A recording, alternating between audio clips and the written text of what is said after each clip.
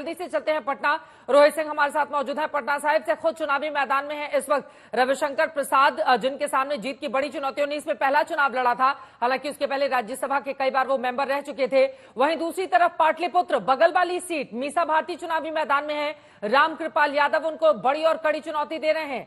दोनों ही सीटों का क्या मिजाज समझाएंगे रोहित आप, और मुद्दा सबसे बड़ा क्या है इन दोनों सीटों का?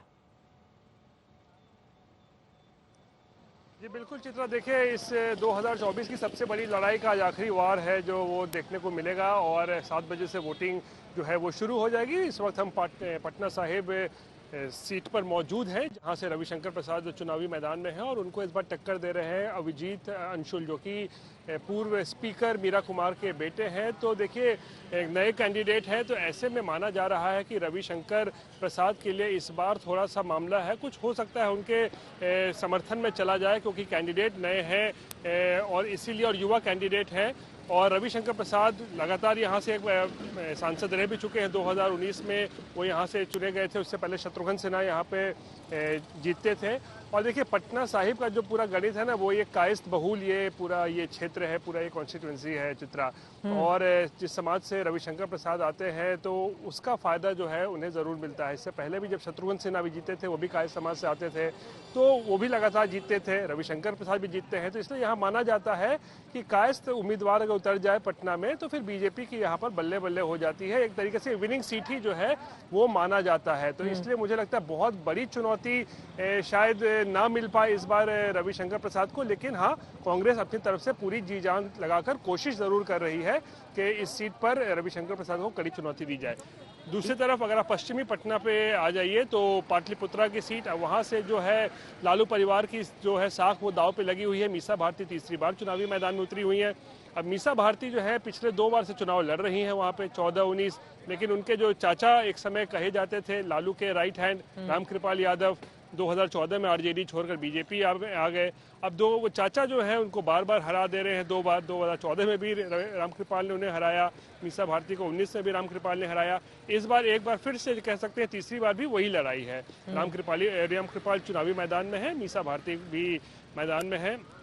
और देखिए दिलचस्प बात यह है ना चित्रा कि लालू प्रसाद ने केवल अपनी बेटियों के लिए ही इस बार कैंपेन किया है। जितने भी आरजेडी उम्मीदवार हैं उनके लिए उन्होंने कैंपेन नहीं किया, लेकिन सारण में उन्होंने कुछ 2-4 दिन का वक्त बिताया रोहिणी के लिए, और मीसा के लिए भी थोड़ा बहुत कैंपेन जो 1-2 दिन है उन्होंने पाटलिपुत्र में किया है। तो लालू प्रसाद की बेटी की किस्मत भी जो है आज दाव पर लगी है। साथ ही बिहार के 1-2 सीट को और जिक्र कर दूं, आरके सिंह जो आरा से चुनाव लड़ रहे हैं, उनका भी जो है आज किस्मत का फैसला होगा। और सबसे बड़ी एक जो पावर स्टार पवन सिंह, वो काराकाट से चुनाव लड़ रहे हैं, वो भी आज कड़ी टक्कर दे रहे हैं उपेंद्र कुशवाहा को वहां पर निर्दलीय चुनाव लड़ने के बावजूद भी। चित्रा, ये अपने आप में महत्वपूर्ण है। पवन सिंह का काराकाट में क्या होगा, या फिर उपेंद्र कुशवाहा बाजी मार ले जाएंगे? भीड़ तो बड़ी उमड़ रही थी पवन सिंह की तमाम रैलियों में, रोड शो में, लेकिन देखना महत्वपूर्ण रहेगा। जल्दी से रुक कर लेते हैं गाजीपुर का, हिमांशु मिश्रा हमारे साथ जुड़े हुए हैं, उसके बाद जालंधर लेकर चलेंगे अमित भारद्वाज के बाद। अब गाजीपुर पिछली बार भारतीय जनता पार्टी हार गई थी, लेकिन इस बार तमाम जातीय गोलबंदी करने की वहां पर कोशिश की गई है। अफजाल अंसारी जो पिछली बार जीते थे बीएसपी से, वो एसपी के टिकट पर चुनावी मैदान में हैं। तो क्या है सुबह सुबह का माहौल वहां का, हिमांशु? सुबह सुबह इस वक्त मैं मौजूद हूं यहाँ के ही एक गांव के प्राथमिक विद्यालय के अंदर, जहां पर बनाया गया है वोटिंग सेंटर। और यहां पर आप देखिए तैयारियां, जो तमाम लोग हैं वो लोग यहां पर पहुंच गए हैं। पुलिस यहां पर आपको दिख रही है। लेकिन अगर हम यहां की बात करें तो यहां पर कुल 10 उम्मीदवार चित्रा मैदान में है, लेकिन जो लड़ाई है वो कहीं ना कहीं 3 लोगों के बीच में है, जिसमें जो इंडी गठबंधन है उसमें समाजवादी पार्टी के चुनाव निशान पर अफजाल अंसारी, जिन्होंने पिछली बार जब समाजवादी और बसपा का गठबंधन था तो इन्होंने मनोज सिन्हा, जो कि उस वक्त केंद्रीय मंत्री थे, उन्हें तकरीबन 1,19,000 मतों से हराया था। लेकिन इस बार बसपा से अलग कैंडिडेट मैदान में है। कांग्रेस और इंडी गठबंधन की तरफ से मैदान में है, जहां पर अफजाल अंसारी, और बीजेपी की तरफ से है पारसनाथ। तो ऐसे में यहां पर मुकाबला त्रिकोणीय हो गया है, क्योंकि बसपा का कैडर भी यहां पर काफी मजबूत है। समाजवादी पार्टी की तरफ से जब मुख्तार अंसारी के बाद ऐसा पहली बार हो रहा है कि उस मैदान में उतरे हैं अफजाल, तो ये देखना होगा कि क्या असर इस पूरे चुनाव पे रहता है। क्योंकि जब भी यहां पर चुनाव प्रचार हुआ है कोई भी बड़ा नेता आया है तो मुख्तार का जिक्र जरूर हुआ है।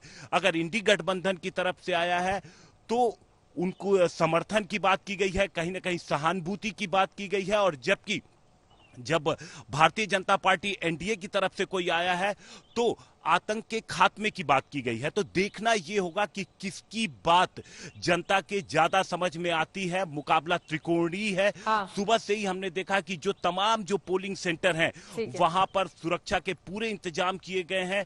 बनारस से तकरीबन 80 किलोमीटर दूर है, तो ऐसे में यह देखना महत्वपूर्ण रहेगा कि यहां पर वोटर्स का रुख क्या रहता है।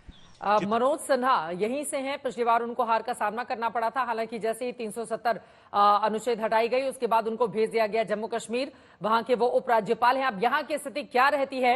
भूमिहार कैंडिडेट को बीजेपी ने खड़ा किया है, अफजाल अंसारी दूसरी तरफ है। महत्वपूर्ण रहेगा देखना। सीधे रुख कर लेते हैं जलंधर का। अमित भारद्वाज हमारे साथ जुड़े हुए हैं। अमित, अब जरा बताइए जलंधर का क्या है मिजाज? वहां पर कड़ी और बड़ी टक्कर देने की कोशिश एक दूसरे को की जा रही है, लेकिन अभी तक की बढ़त किसकी रही है और जरा समीकरण भी समझाइए। लेकिन उसके पहले सम्राट चौधरी इस वक्त बोल रहे हैं। सीधे रुक कर लेते हैं बिहार का।